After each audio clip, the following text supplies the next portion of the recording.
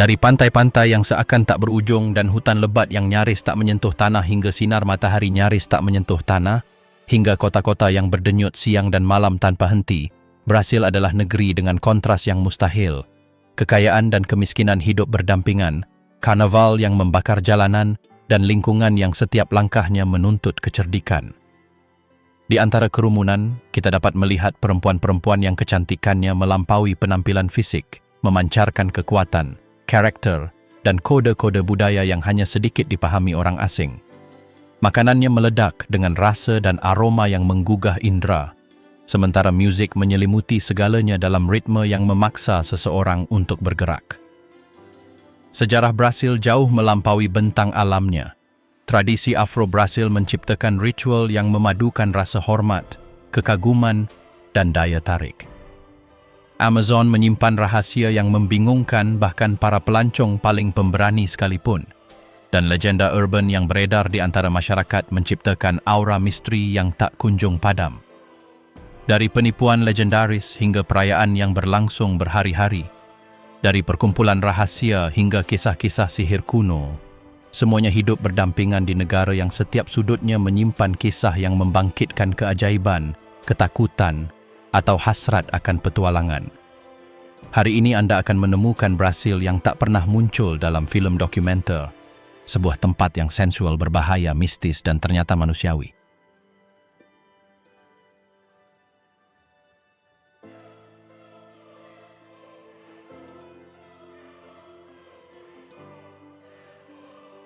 Kota-kota yang tak pernah tidur, Rio, São Paulo, dan ritme yang mengendalikan segalanya. Memasuki Brasil melalui kota-kotanya bagaikan dihantam serangan visual yang tak kenal lelah.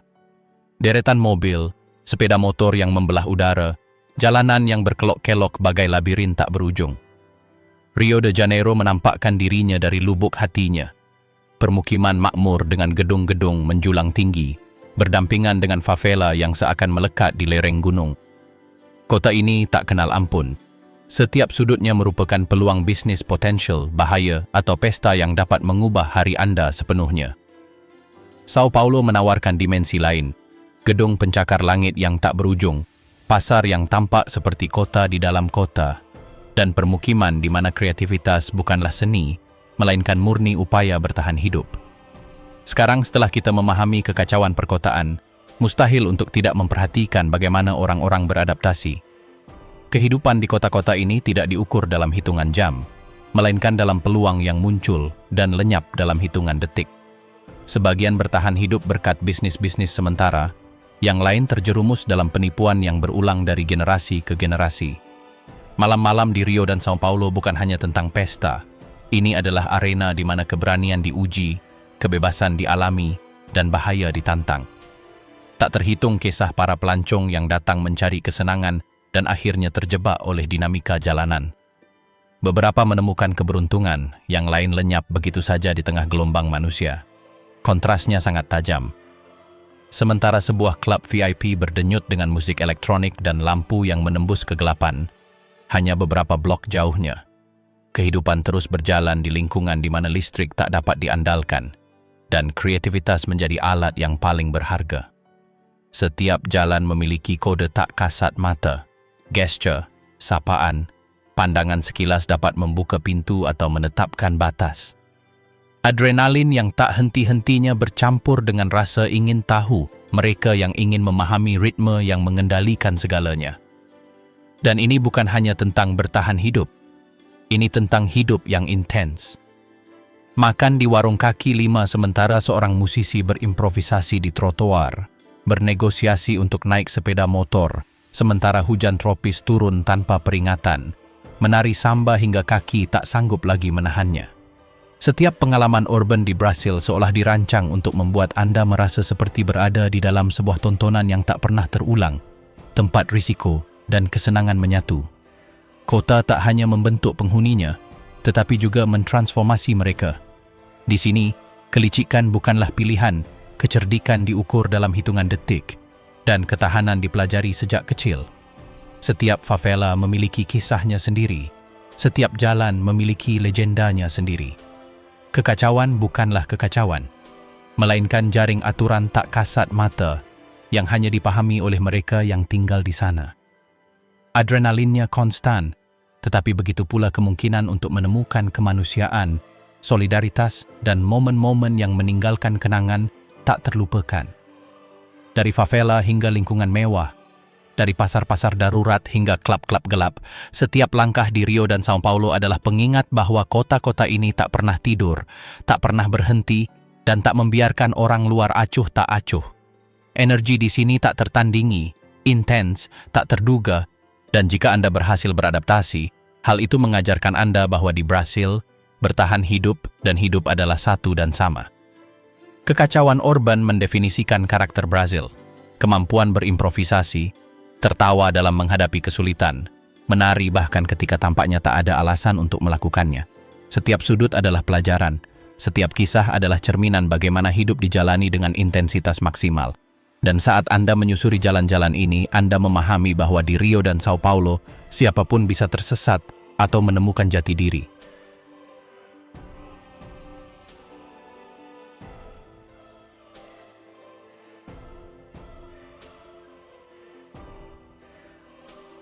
Perempuan Brasil, kecantikan, kekuatan, dan api budaya.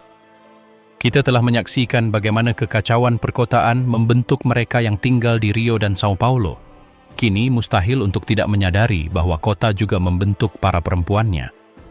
Berjalan di sepanjang pantai Copacabana atau melewati permukiman kelas atas, memperlihatkan wajah-wajah yang tampak seperti dari iklan, tetapi di balik kecantikan itu terdapat kekuatan yang tak dapat diabaikan siapapun. Keanggunan bukan sekadar estetika, melainkan strategi, mengetahui cara bergerak, bernegosiasi, mengamati, dan memutuskan. Setiap gesture, setiap tatapan, setiap kata membawa serta budaya dan adat istiadat selama berabad-abad. Di Salvador, warna kulit dan ciri khas Afrika berpadu dengan sikap yang mengundang rasa hormat. Di selatan, antara Sao Paulo dan Porto Alegre, pengaruh Eropa memberikan nuansa yang berbeda, lebih tenang, lebih penuh perhitungan.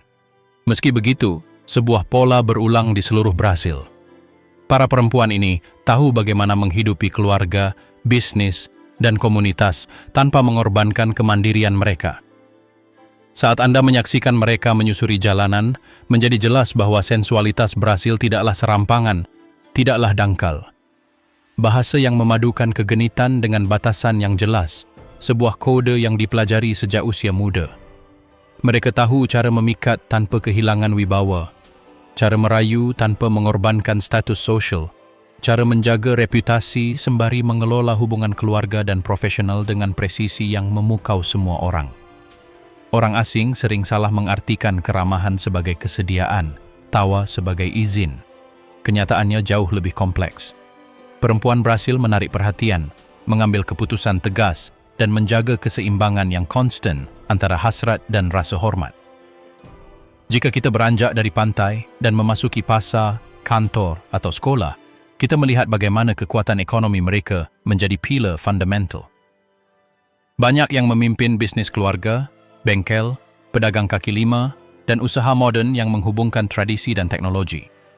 Sementara kota bergetar di sekitar mereka, mereka membangun jaringan tak kasat mata yang menopang ekonomi informal maupun formal. Seorang ibu di Rio mungkin mengelola warung makan kecil, sementara anak-anaknya belajar berenang.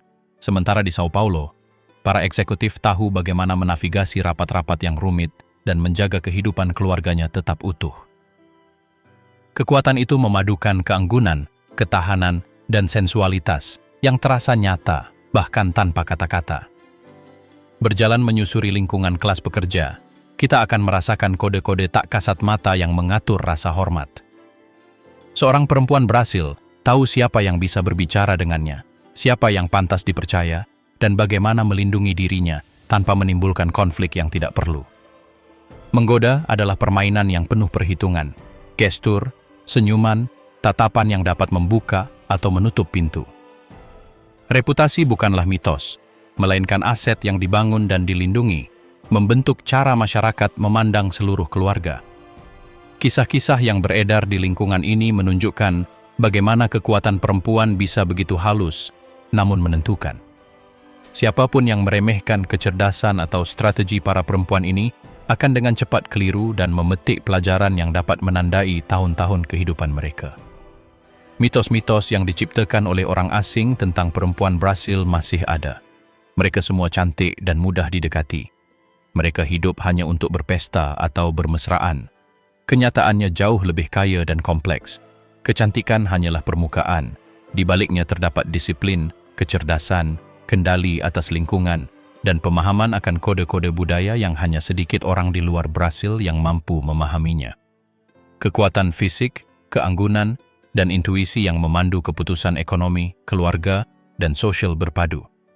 Beberapa memimpin proyek komunitas, yang lain mengelola jaringan perdagangan, dan banyak yang mengajari anak-anak mereka untuk menavigasi dunia yang kompleks sambil tetap menjaga kekuatan mereka sendiri.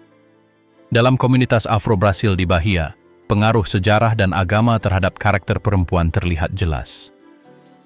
Perempuan yang berpartisipasi dalam ritual candomblé menunjukkan otoritas alami, rasa hormat yang diperoleh melalui pengetahuan dan kehadiran, bukan paksaan. Mereka tahu bagaimana mengelola laki-laki, bisnis, dan konflik, menjaga keseimbangan antara spiritualitas dan kehidupan sehari-hari. Di kota-kota selatan, perpaduan budaya pribumi dan Eropa menghasilkan keanggunan yang berbeda, lebih bersahaja tetapi sama kuatnya, di mana kekuatan dirasakan dalam kemampuan untuk mengatur dan mempertahankan hubungan keluarga dan sosial yang kompleks. Jika kita terus menyusuri pesisir dan mengamati para perempuan di festival dan karnaval, menjadi jelas bahwa kehadiran mereka mendominasi pemandangan. Mereka menari, berkoordinasi, mengelola logistik parade, berinteraksi dengan wisatawan, dan memastikan keselamatan kelompok mereka.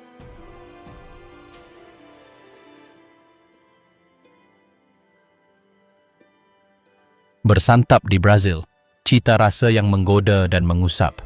Setelah menyaksikan kehadiran dan kekuatan perempuan Brasil, mustahil untuk tidak menyadari bahwa gastronomi memainkan peran serupa dalam kehidupan negeri ini. Bersantap di Brasil bukan sekadar memuaskan rasa lapar, melainkan sebuah ritual, deklarasi identitas, dan, dalam banyak kasus, sarana bertahan hidup. Dari feijoada di Rio hingga acara J di Salvador, setiap hidangan menceritakan kisah perpaduan budaya, ketahanan, dan kreativitas. Cita rasanya intens, pedas, manis, gurih. Terkadang semuanya dalam satu gigitan. Setiap resep merupakan warisan yang memadukan pengaruh Afrika, Eropa, dan pribumi yang diadaptasi dengan iklim dan batasan pengawetan yang telah ada selama berabad-abad dan terus membentuk cara kita memasak dan makan hingga saat ini. Berbicara tentang tradisi, feijoada patut mendapat perhatian khusus. Semur kacang hitam dan daging ini lebih dari sekadar makanan. Ini adalah acara sosial. Di banyak rumah dan restoran di Rio, feijoada disajikan pada hari Rabu atau Sabtu, menjadi pusat pertemuan keluarga, persahabatan, dan bahkan bisnis. Di tengah tawa, percakapan, dan musik, feijoada membangun hierarki, menunjukkan keramah tamahan, dan memperkuat identitas. Berbagi sepiring menandakan kepercayaan, inklusi, dan, dalam beberapa kasus, menunjukkan rasa hormat terhadap sejarah keluarga dan budaya. Para wisatawan terpesona oleh skala hidangan dan intensitas rasanya, tetapi penduduk setempat tahu bahwa setiap bahan memiliki makna, asal-usul, dan ritual terkait. Lebih jauh di sepanjang pesisir, acara J di Salvador muncul sebagai simbol ketahanan Afro-Brasil. Disiapkan dengan kacang-kacangan, minyak dende, dan udang, feijoada dijual di jalanan yang menyerupai pasar tanpa akhir, di mana perempuan yang menyajikannya tidak hanya menyehatkan tubuh tetapi juga mewariskan budaya dan kekuasaan. Setiap gigitan merupakan ledakan rasa yang mencerminkan sejarah berabad-abad, dan di balik penyajiannya terdapat rahasia yang diwariskan dari ibu ke anak perempuannya. Menyantap acara J bukanlah tindakan sepele. Ini menyiratkan penghormatan terhadap tradisi keagamaan, para oriksa, dan leluhur yang menciptakan resep-resep ini. Gastronomi di sini adalah agama, strategi sosial, dan kenikmatan. Mengikuti tema hidangan yang berdampak sekaligus memanjakan, kita tak bisa mengabaikan moqueca, semur ikan dengan santan, minyak dende, dan rempah-rempah. Di pesisir Bahia dan Espirito Santo, moqueca menjadi ritual dan perayaan sehari-hari. Setiap keluarga memiliki versinya sendiri, setiap koki menambahkan sentuhan rahasia, dan setiap sajian berfungsi untuk mempererat ikatan. Makan bukan sekadar makanan, melainkan tindakan persatuan, membangun komunitas, dan menyebarkan pengetahuan. Di Brasil, dapur adalah panggung di mana bahan-bahan menceritakan kisah penjajahan, perlawanan, dan perpaduan budaya. Saat kita menjauh dari pesisir dan menuju selatan, churrasco muncul sebagai protagonis lainnya. Barbecue yang dapat berlangsung berjam-jam, pertemuan yang memadukan daging, bir, dan percakapan yang meriah. Yang mengejutkan adalah bagaimana metode memasak yang begitu sederhana mampu melahirkan ritual sosial yang kompleks.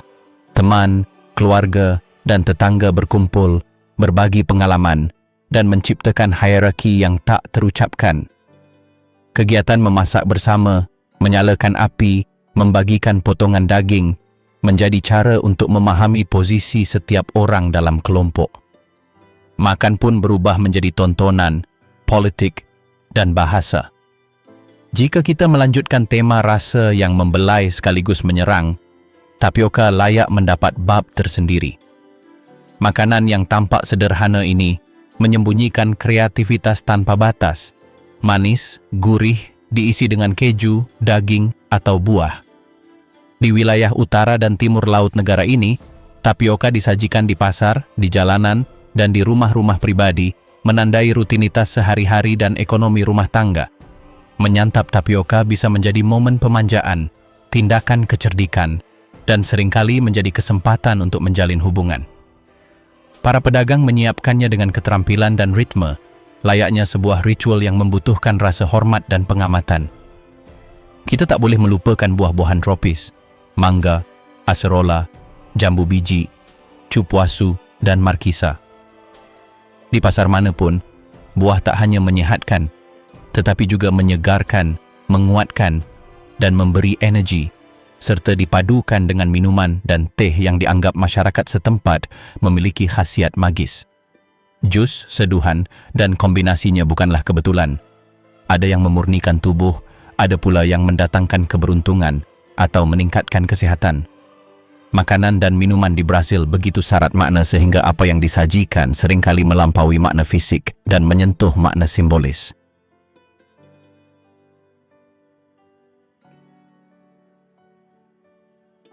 Ketika menghubungkan gastronomi dengan kehidupan sosial dan emosional, mustahil untuk mengabaikan bagaimana makanan memengaruhi romansa dan daya tarik. Mengundang seseorang untuk makan, menyiapkan hidangan istimewa, atau berbagi minuman dapat menandai awal hubungan yang mendalam, membentuk aliansi, atau bahkan menyelesaikan konflik. Setiap gesture dilakukan dengan sengaja. Seorang perempuan yang menyiapkan akaraje di jalanan bukan sekadar menjual makanan. Ia mengomunikasikan status, membangkitkan rasa hormat, dan dapat memulai koneksi yang melampaui rasa. Dalam banyak hal, rasa bertindak sebagai bahasa rahasia, menyampaikan pesan tentang kekuatan, hasrat, dan komunitas. Kisah bisnis, persahabatan, dan keluarga terjalin dengan gastronomi. Makan bersama menandakan kepercayaan, tetapi juga pengamatan. Siapa yang berperilaku baik, siapa yang menghormati orang lain, siapa yang memposisikan diri dengan tepat. Makanan membentuk kode, hierarki, dan hubungan tak kasat mata. Mereka yang tidak memahami aturan-aturan ini, bahkan dengan uang atau niat baik, mungkin akan tersisih. Gastronomi Brasil, dengan demikian, menjadi guru diam-diam bagi masyarakat, mengajar mereka yang tahu cara menaati, menghukum mereka yang tidak, dan memberi penghargaan kepada mereka yang menghormati tradisi. Setiap hidangan, setiap bahan, dan setiap ritual beresonansi dengan kehidupan sehari-hari. Rempah-rempah pedas yang menyerbu lidah mencerminkan intensitas kehidupan perkotaan dan pedesaan. Manisnya buah-buahan dan hidangan penutup melambangkan kehangatan manusia dan kemampuan untuk menemukan kenikmatan di tengah kekacauan. Ritual seputar makanan, baik itu feijoada di Rio, moqueca di Bahia, atau churrasco di Porto Alegre, menunjukkan bagaimana Brasil menghubungkan tradisi, kelangsungan hidup, dan kenikmatan dalam setiap gigitan. Pada akhirnya, jika ada yang menjadi jelas ketika menjelajahi pasar, dapur, dan jalanan Brasil, makan di sini tidaklah netral. Makan adalah tindakan yang mengejutkan sekaligus membelai, yang mengajarkan, merayu, dan menyatukan. Setiap rasa, setiap olahan, dan setiap ritual menyampaikan kisah sebuah negara yang telah belajar untuk bertahan hidup dan bergembira secara bersamaan, untuk menghormati tradisi dan menciptakannya kembali, untuk menyimpan rahasia dan mengungkapkannya hanya kepada mereka yang tahu cara mengamati. Makan di Brazil adalah merasakan esensi negara di atas piring. Intens, penuh gairah, tak terduga, dan sangat manusiawi.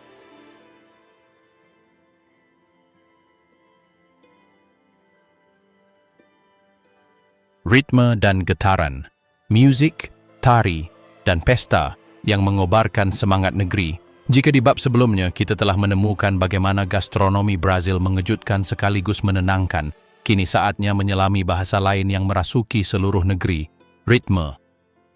Musik di Brazil tak hanya didengar, tetapi juga dirasakan.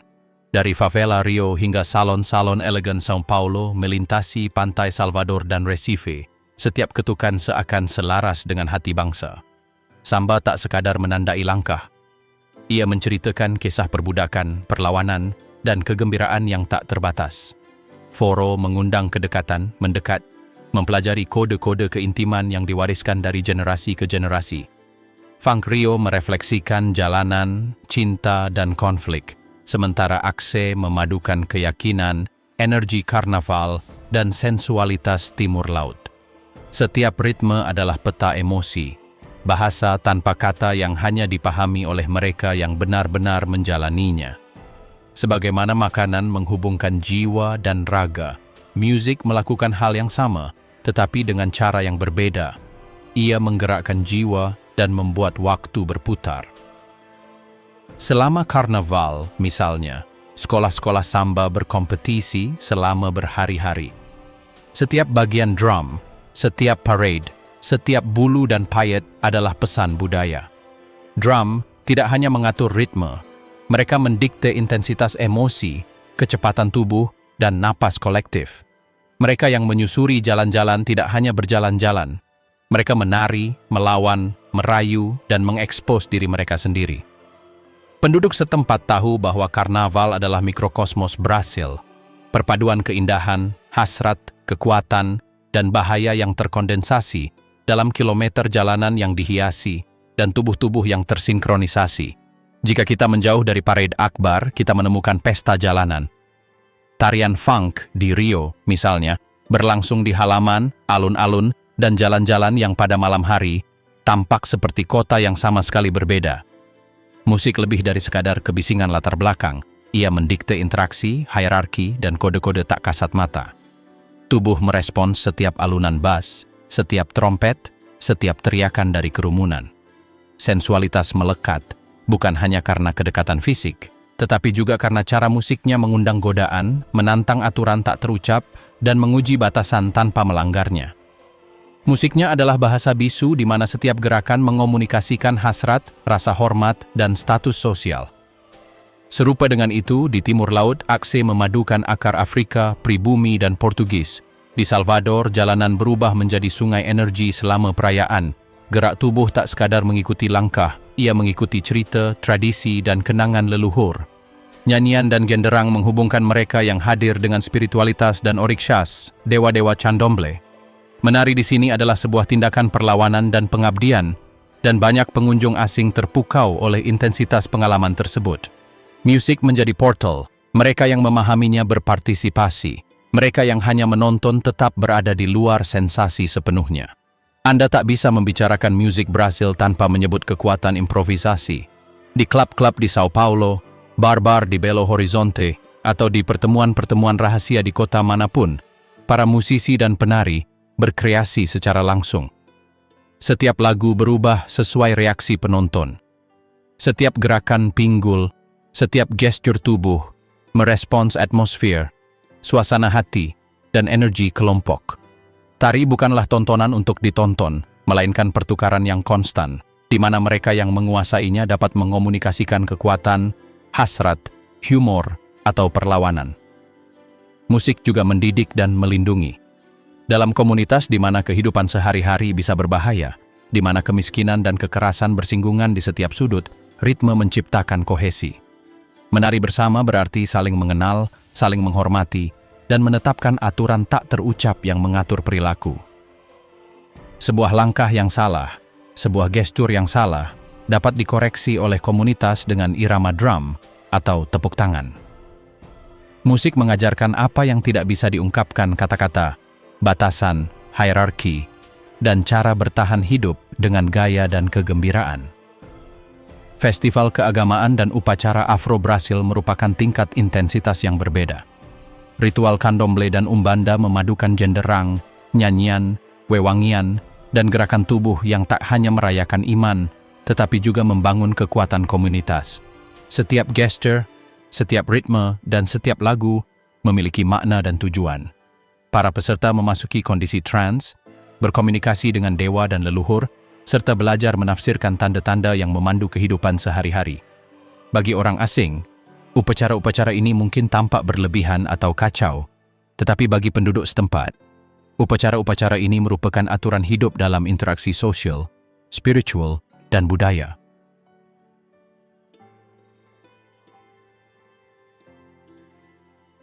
Di antara hutan, sungai, dan desa yang menyimpan rahasia. Setelah merasakan denyut nadi perkotaan dan muzik yang menguasai setiap sudutnya, saatnya menyelami Brazil yang berbeda. Brazil yang bernapas sendiri, tak mengikuti irama kota. Amazon dan Pantanal adalah wilayah di mana waktu seolah berhenti. Sungai-sungai berkelok-kelok bagaikan urat nadi yang tak berujung, memantulkan langit dan hutan di sekitarnya, dan setiap tikungan menyembunyikan desa-desa yang beroperasi sesuai aturan yang jarang dipahami pengunjung. Di sana, alam bukanlah latar belakang yang indah. Ia adalah protagonis, hakim, dan pelindung, dan mereka yang memasukinya harus belajar membaca tanda-tandanya atau membayar mahal. Di wilayah-wilayah ini, setiap suara memiliki makna. Derak dahan, gemericik air, atau kicauan burung dapat memperingatkan bahaya atau membimbing mereka yang tahu cara mendengarkan. Desa-desa adat mempertahankan aturan-aturan yang telah ada sejak berabad-abad lalu. Struktur rumah, cara mereka memancing dan berburu, cara mereka menerima tamu. Semuanya memiliki makna, dan setiap gesture dapat diartikan sebagai rasa hormat atau tantangan. Bagi seorang pelancong yang tak menduga, hutan itu indah, namun tak kenal ampun. Bagi mereka yang tinggal di sana, hutan adalah rumah, sekolah, dan sumber kebijaksanaan. Pantanal menawarkan sisi lain dari Brasil yang dalam ini. Di sana, lahan basah membentang sejauh mata memandang, dan satwa liar berjaya. Caiman, jaguar, burung-burung eksotis, dan kapibara adalah bagian dari rutinitas sehari-hari. Masyarakat tepi sungai telah beradaptasi dari generasi ke generasi. Mereka tahu kapan harus bernavigasi, kapan harus berburu, dan bagaimana menafsirkan perubahan pasang surut dan cuaca. Bagi mereka, sungai adalah penyedia, musuh, dan tempat kepercayaan.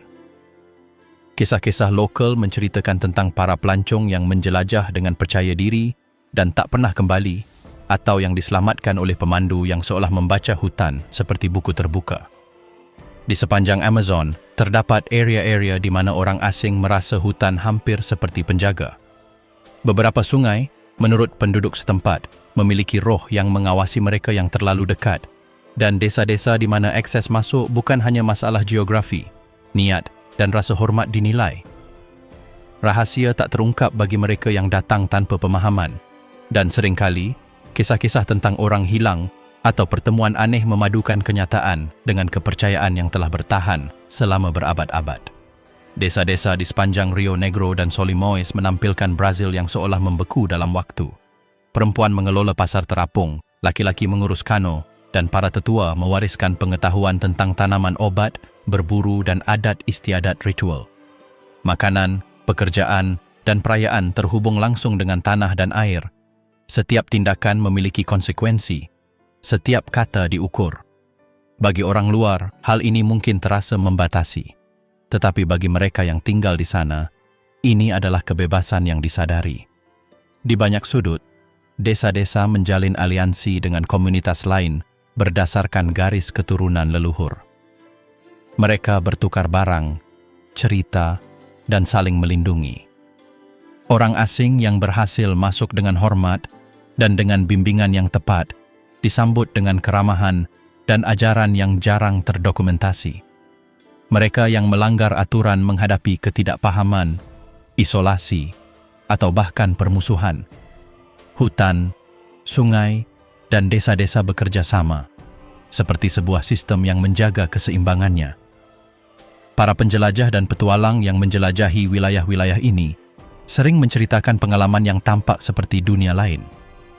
Caravan di sepanjang sungai yang berbahaya, malam-malam di kabin-kabin yang hanya diterangi lampu minyak, pertemuan dengan masyarakat yang melakukan ritual untuk melindungi penangkapan ikan atau perburuan mereka. Kisah-kisah di mana keindahan fajar berpadu dengan ancaman hewan liar atau penyakit tropis. Setiap kisah memadukan daya tarik dan ketakutan, karena di wilayah-wilayah ini, alam tidak bernegosiasi. Ia menuntut rasa hormat. Menjelajah lebih jauh ke pedalaman, orang akan menemukan desa-desa yang seolah-olah berada di tepi waktu. Rumah-rumah dari kayu atau jalan setapak berlumpur yang hanya ada di peta lokal. Anak-anak berlari tanpa alas kaki, perempuan mencuci pakaian di sungai, dan laki-laki memperbaiki perahu sambil menyanyikan melodi yang tidak sepenuhnya dipahami orang lain. Ritual masyarakat, mulai dari menanam hingga memancing, ditandai oleh pengamatan yang mungkin tampak seperti takhayul bagi orang luar, tetapi yang merespons pola-pola perilaku lingkungan yang tepat.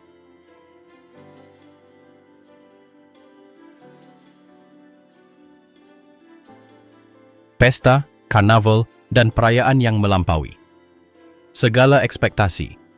Setelah menjelajahi bagaimana hasrat dan keintiman dialami di Brasil, mustahil untuk tidak menyadari bahwa budaya perayaan adalah bahasa lain yang mendefinisikan identitas negara tersebut. Di setiap sudut, dari pantai-pantai Rio hingga desa-desa terpencil di Bahia, pesta bukan sekadar hiburan. Pesta adalah bentuk perlawanan, ekspresi sejarah, dan ritual koneksi kolektif. Karnaval, mungkin contoh yang paling terkenal, tidak dimulai dan berakhir dalam beberapa hari, melainkan sebuah proses yang melibatkan persiapan berbulan-bulan, di mana seluruh lingkungan berorganisasi, berkompetisi, dan menampilkan diri mereka kepada dunia. Sekolah-sekolah samba dengan perangkat drum yang tak terhitung jumlahnya, kostum spektakuler, dan koreografi yang menantang gravitasi mewakili lebih dari sekadar seni. Mereka adalah narasi generasi, perjuangan, kegembiraan, dan impian yang dirangkum dalam musik dan gerakan. Dalam perayaan ini, drum tidak hanya mengatur ritme, tetapi juga memandu energi kerumunan. Tarian itu menjadi trance, dan mereka yang berpartisipasi merasakan waktu terdistorsi. Tubuh mereka secara naluriah merespons ritme yang membentang berabad-abad. Setiap langkah, setiap belokan, setiap lompatan bukanlah acak. Itu adalah bagian dari bahasa kolektif yang menghubungkan mereka yang hadir dengan akar Afrika, pribumi, dan Eropa mereka, mengingatkan semua orang bahwa budaya Brasil adalah perpaduan yang hidup, intens, dan terus berkembang. Jalanan dipenuhi warna-warna yang mustahil, konfeti yang berkilauan di bawah sinar matahari dan hujan, serta aroma jajanan kaki lima dan minuman lokal yang menemani setiap momen. Lebih jauh ke selatan, di kota-kota seperti Salvador, perayaan ini memiliki komponen spiritual yang lebih terasa. Gendang candomblé bergema di kuil-kuil dan alun-alun, memadukan musik dengan ritual yang dianggap sakral oleh sebagian orang. Setiap perayaan juga merupakan pengingat akan ketahanan budaya, kelangsungan kepercayaan yang terlarang selama berabad-abad, dan yang terus membentuk kehidupan sehari-hari hingga saat ini. Tarian-tarian ini bukan sekadar ekspresi artistik. Tarian ini adalah doa, fakta komunitas, dialog antara yang terlihat dan yang tak terlihat. Pengunjung merasakan intensitasnya, tetapi hanya mereka yang tumbuh di lingkungan tersebut yang memahami lapisan makna di balik setiap gesture. Di daerah pedesaan, perayaan lokal dapat berlangsung selama beberapa hari dan menghubungkan seluruh desa. Festival Santo Pelindung, perayaan panen, atau ritual yang berkaitan dengan sungai dan gunung, menciptakan ruang di mana musik, tarian, dan makanan terjalin dengan identitas. Penduduk berpartisipasi secara aktif, dan setiap tindakan syarat dengan simbolisme. Siapa yang memimpin tarian, siapa yang mempersembahkan makanan, bagaimana dekorasi ditata. Keajaiban perayaan ini bukan hanya pada penampilan, melainkan dirasakan dalam sinkronisitas tindakan, dalam energi kolektif, dan dalam rasa hormat terhadap apa yang diwariskan dari generasi ke generasi. Karnaval dan festival perkotaan, meskipun lebih terlihat, juga mempertahankan sentuhan ritualistik ini. Di Rio, setiap bloko, kelompok pesta jalanan, yang berparade di jalanan memiliki sejarah dan kode internalnya sendiri. Para peserta dengan cepat belajar bagaimana berinteraksi, di mana mereka dapat menari dengan bebas, di mana rasa hormat diharapkan, bagaimana musik menentukan ruang setiap orang. Tidak ada kebetulan dalam intensitas perayaan ini. Setiap warna, setiap langkah, dan setiap perkusi adalah keputusan sadar yang berusaha untuk membangkitkan semangat, menyatukan, dan terkadang mengajarkan pelajaran tentang kerjasama dan ketahanan.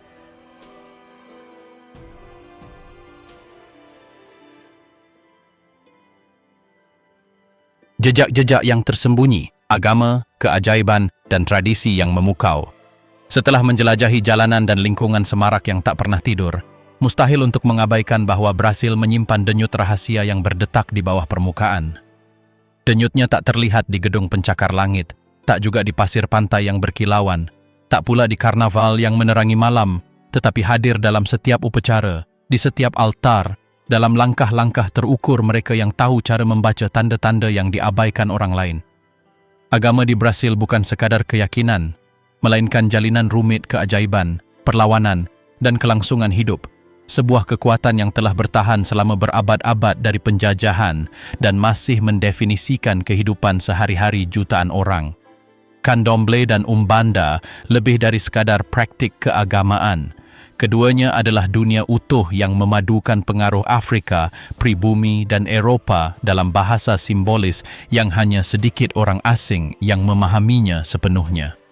Gendang menandai ritme yang menghubungkan yang kasat mata dengan yang tak kasat mata. Setiap gerakan tarian, setiap nyanyian yang diulang-ulang, setiap gesture terhadap benda suci adalah kod yang melindungi, mengajarkan, dan memperingatkan. Di kota-kota besar seperti Salvador, kuil-kuil Candomblé merupakan oasis spiritualitas dan kekuatan. Para inisiat tahu bahwa benda-benda tertentu, seperti kalung manik-manik atau patung kayu berukir, bukan sekadar perhiasan, melainkan perisai yang melindungi komunitas, jimat yang menyalurkan energi, dan tanda hierarki spiritual. Di daerah pedesaan, praktik-praktik Afro pribumi berpadu dengan ritual yang diwariskan leluhur, di mana roh-roh hutan, sungai, dan gunung merupakan protagonis tak kasat mata dalam kehidupan sehari-hari. Kisah-kisah tentang desa-desa di mana hujan turun setelah doa bersama atau di mana panen bergantung pada upacara-upacara rahasia adalah hal yang umum dan diterima sebagai bagian dari logika dunia. Sihir dan agama tidak terpisah. Garis antara perlindungan, penyembuhan, dan kontrol sosial kabur, dan mereka yang lahir di komunitas ini tahu cara memahaminya. Saat menyusuri kuil-kuil, kita akan menemukan kisah-kisah yang tampak seperti mitos, tetapi ditanggapi dengan sangat serius oleh mereka yang menjalaninya. Ada kisah-kisah tentang ritual yang mengubah takdir, dari penyembuhan yang mustahil hingga peringatan tentang konflik yang dihindari melalui upacara malam hari. Ada kisah tentang keluarga yang, setelah berpartisipasi dalam ritual tertentu, terhindar dari kemalangan yang tampaknya tak terelakkan, dan tentang individu yang, dengan mengabaikan praktik-praktik ini, menghadapi kehilangan yang tak terjelaskan. Dalam kasus-kasus ini, pengabdian dan rasa hormat lebih dari sekadar budaya. Keduanya adalah masalah kelangsungan hidup. Perlindungan spiritual bukan hanya bersifat pribadi. Seluruh komunitas bergantung pada para pemimpin agama yang menyalurkan energi, menafsirkan tanda-tanda, dan memimpin upacara yang berupaya menjaga keseimbangan antara manusia dan supranatural. Ritual-ritual ini tidak diimprovisasi. Ritual-ritual ini membutuhkan pengetahuan, waktu, dan rasa hormat. Berpartisipasi tanpa memahami kode-kodenya bisa berbahaya, dan mereka yang memahaminya seringkali merasakan beban pelanggaran. Campuran rasa takut, kagum, dan rasa ingin tahu yang ditimbulkan oleh budaya ini menjelaskan mengapa banyak orang asing merasa terpesona sekaligus terintimidasi. Candomblé, terutama di Salvador, memadukan musik, tarian, dan pengorbanan simbolis. Setiap oriksa atau dewa memiliki warna, ritme, dan atribut spesifiknya sendiri. Para penyembah belajar mengenali tanda-tanda ini dan berperilaku sesuai dengannya. Musik bukan sekadar pengiring, ia adalah jembatan yang menghubungkan tubuh dan jiwa dengan kekuatan tak kasat mata. Tari, pada gilirannya, bukanlah sebuah tontonan, ia adalah komunikasi langsung dengan yang ilahi. Mereka yang mengamati dari luar hanya melihat gerakan. Para inisiat merasakan niat, energi, dan respons. Umbanda, yang lebih baru tetapi sama kuatnya, memadukan unsur-unsur Afrika dengan agama Kristen populer dan tradisi adat. Upacara-upacaranya meliputi nyanyian, tarian, persembahan, dan harta benda. Dan mereka yang berpartisipasi tahu bahwa setiap gerakan memiliki efek nyata. Ada kisah-kisah tentang konflik yang terselesaikan, penyakit yang hilang, dan hubungan yang diperkuat setelah ritual. Sihir dan agama saling terkait, dan bagi komunitas tidak ada pemisahan. Semuanya adalah bagian dari aliran yang sama yang menjaga ketertiban, perlindungan, dan kohesi sosial. Benda-benda suci adalah pilar fundamental lainnya. Kalung, patung, batu, tongkat, dan kain bukanlah hiasan. Semuanya adalah penyimpan energi, panduan perilaku, dan peringatan nyata akan kekuatan tak kasat mata. Setiap elemen memiliki makna, sejarah, dan kegunaan yang spesifik. Kehilangan atau kerusakan salah satu benda ini dapat dianggap sebagai pertanda buruk, dan mematuhi aturan-aturan ini memastikan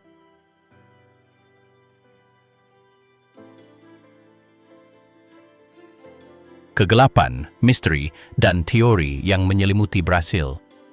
Jika, setelah menjelajahi jalanan Rio yang cerah dan lingkungannya yang semarak, Anda pikir Anda telah melihat semuanya, inilah saatnya untuk menyelami sudut-sudut tempat Brasil menyimpan rahasia yang tak pernah disebutkan dalam buku panduan manapun.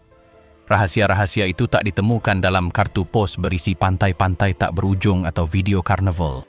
Rahasia-rahasia itu tersembunyi di gang-gang yang terlupakan, desa-desa yang hilang, rumah-rumah tua, dan hutan yang menelan jalanan. Di sana sejarah berpadu dengan legenda, dan bisikan-bisikan dapat mengubah semua yang Anda kira Anda ketahui tentang negara ini. Ada lingkungan-lingkungan di mana orang-orang hilang diceritakan sebagai peringatan diam-diam.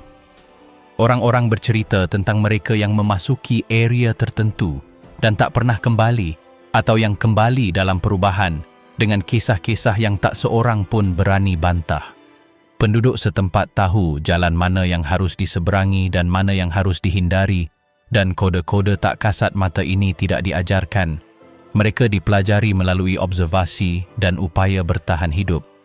Kisah-kisah ini beredar dari generasi ke generasi, diwariskan dari satu tetangga ke tetangga lainnya, memadukan rasa takut dan daya tarik, dan menciptakan peta rahasia yang hanya diketahui oleh segelintir orang. Bayang-bayang masyarakat klandestin juga membayangi Brasil. Mereka bukan sekadar mitos. Mereka adalah kelompok yang telah ada selama puluhan tahun dengan ikatan yang merentang hingga ke penjajah, bajak laut, dan pedagang yang meninggalkan jalur kekuasaan tersembunyi dari pandangan semua orang. Tujuan mereka tak pernah terungkap, dan aktivitas mereka selalu diselimuti misteri. Di beberapa kota, konon bisnis, politisi, atau keluarga berkuasa tertentu telah menjalin aliansi rahasia yang menentukan siapa yang menang dan siapa yang kalah, tanpa disadari sebagian besar penduduk. Tak seorang pun menyebut nama dengan enteng, dan rumor-rumor itu terus berulang bak peringatan yang dibungkam. Jika kita bergerak ke pedalaman, ke desa-desa dan hutan, kisahnya menjadi semakin kelam. Rute-rute kolonial dan jejak-jejak perbudakan masih menyimpan jejak-jejak kejadian. Ada kisah-kisah tentang harta karun yang terpendam, perjanjian-perjanjian kuno, dan rahasia-rahasia yang diwariskan turun-temurun.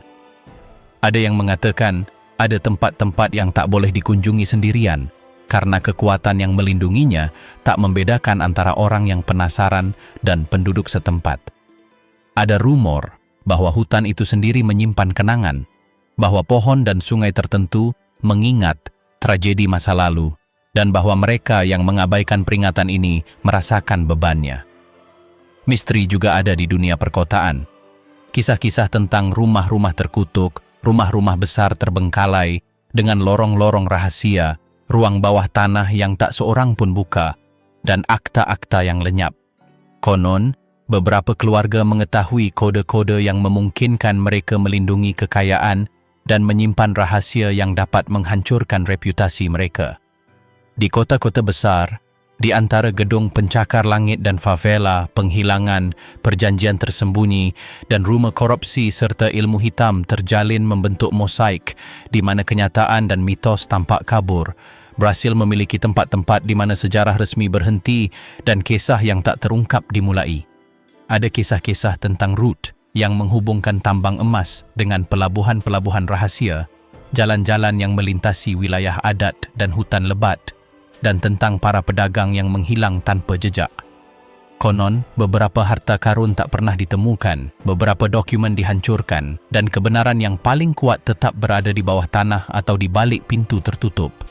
Rahasia-rahasia ini bertahan dalam bisikan-bisikan, dalam lagu-lagu kuno, dalam ritual-ritual yang tak seorang pun jelaskan, dan di peta hanya sedikit yang tahu cara membacanya. Yang menarik adalah bagaimana kisah-kisah ini terjalin dengan kehidupan sehari-hari. Sementara samba ditarikkan di pantai, dan tawar-menawar berlangsung dengan humor di pasar, di benak sebagian orang, rasa hormat terhadap apa yang tak boleh disebutkan tetap ada. Batas antara perayaan dan peringatan, antara yang terlihat dan yang tersembunyi, tipis. Bahkan dalam kehidupan moden, mitos-mitos kuno terus membentuk keputusan. Bisnis apa yang akan dimulai, lingkungan mana yang harus dihindari, sekutu mana yang harus dipilih. Campuran rasa takut dan rasa hormat menciptakan ketegangan konstan yang tak seorang pun abaikan, meskipun banyak yang berpura-pura itu semua hanya kebetulan. Kisah-kisah tentang orang hilang dan perkumpulan rahasia membangkitkan daya tarik dan mencengkeram hati. Kisah-kisah diceritakan tentang para pelancong yang datang dengan rasa ingin tahu dan menemukan ketakutan. Dari penduduk setempat yang tahu bahwa perjanjian tertentu dapat melindungi atau menghancurkan, hingga tempat-tempat di mana sekadar hadir saja merupakan ujian.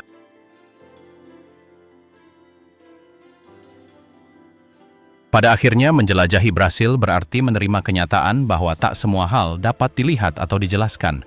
Di antara gemerlap karnaval dan bayang-bayang hutan, di antara alunan musik yang mengalun dan bisikan-bisikan yang menggema di jalanan, terbentanglah sebuah negeri dengan rahasia yang begitu kuno dan kuat hingga tak terpahami. Di sini, sejarah resmi berdampingan dengan yang tersembunyi, kegembiraan dengan ketakutan, dan kenyataan dengan legenda, menciptakan mosaik yang menjadikan Brasil tempat yang tak terlupakan dan bahkan lebih sulit untuk dipahami sepenuhnya. Mereka yang berani melihat melampaui permukaan akan menemukan negeri di mana kegelapan tak hanya menakutkan, tetapi juga mengajari, memperingatkan, dan menggoda. Sebuah tempat di mana setiap jalan, setiap sungai, dan setiap perayaan menyimpan rahasia yang menunggu untuk dirasakan, didengar, atau dihormati. Dan perpaduan antara bahaya, misteri, dan daya tarik, inilah yang menghidupkan legenda Brasil yang hanya sedikit diketahui dan selalu membuat jantung pengunjung berdebar kencang.